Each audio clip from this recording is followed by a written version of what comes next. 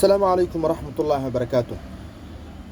ساعات قيامة إنay soo dhawaatay sidee lagu garan karaa rasuulka calayhi salaatu wasalaam wuxuu sheegay saacada qiyaama inay soo dhawaatay waxa lagu garan karaa kow daaraha oo la iskugu faano labo dilka oo bata saddex dadka oo isbedela naagtana rag iska dhigto ragana dumar iska dhigaan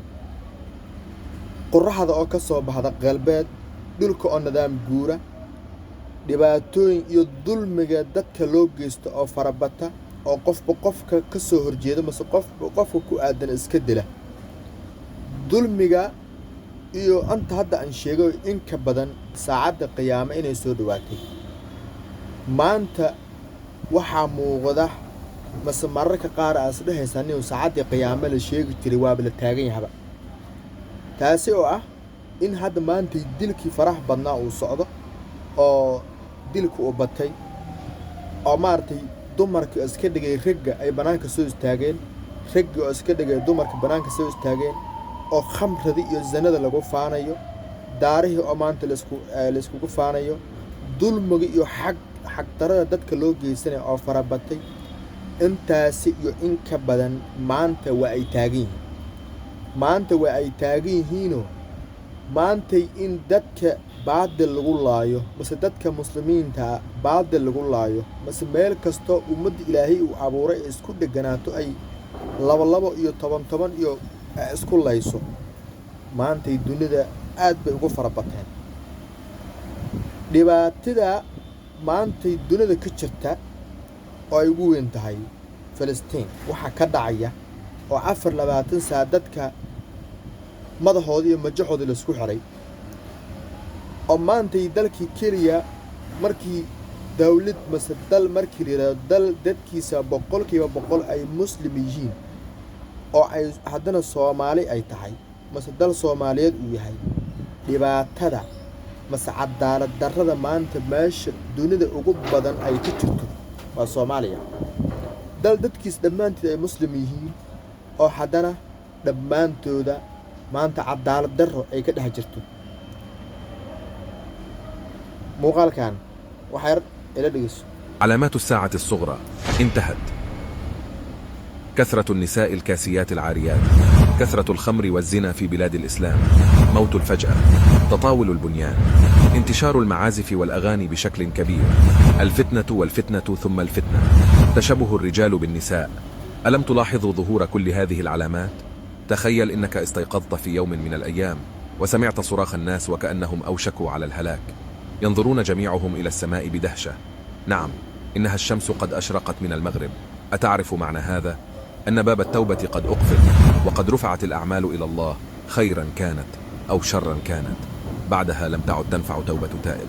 ومن علامات يوم القيامة الكبرى سقوط 7 من أمراء العرب، ظهور الإمام المهدي،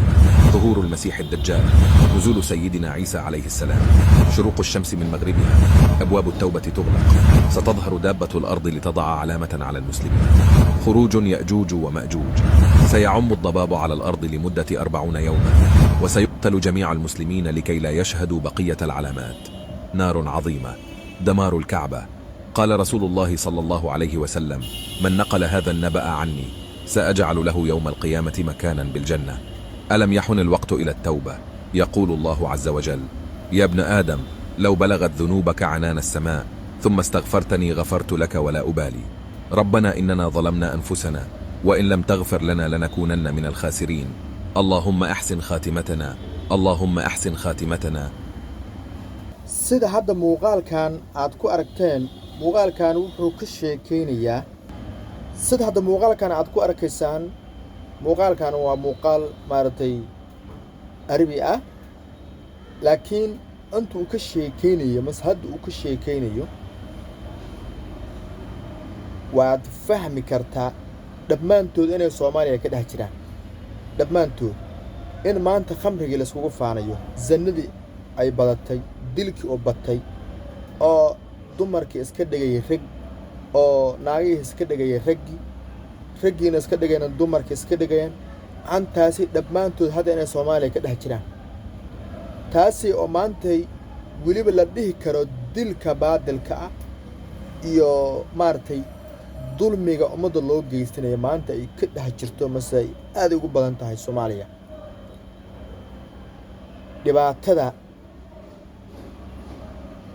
dhibaatada maantay Soomaaliya dhexdeeda ka jira magaalada Muqdisho aad bay u badan yihiin qof bani aadana mase qof muslima in xaq dare lagu dilana rasuulka calayhi salaatu wasalaam wuxuu sheegay mase uu yiri qof muslim ah xaq dare lagu dilo ayaa ka qiimo badan kacbada oo dunto waad fahmi kartiin hadalka meesha u socdo ilaahay ha looga cabsado wallaahi oo bilaahi oo talaahi dhibaatooyinka faraha badan oo ummadda maanta ka dhex jiraan dhibaatooyinka faraha badan oo maanta ummadda muslimka meel kasto ay joogto ay haysato waa dhibaato aad u weyn ilaahay ha nacfiyo dhamaanteen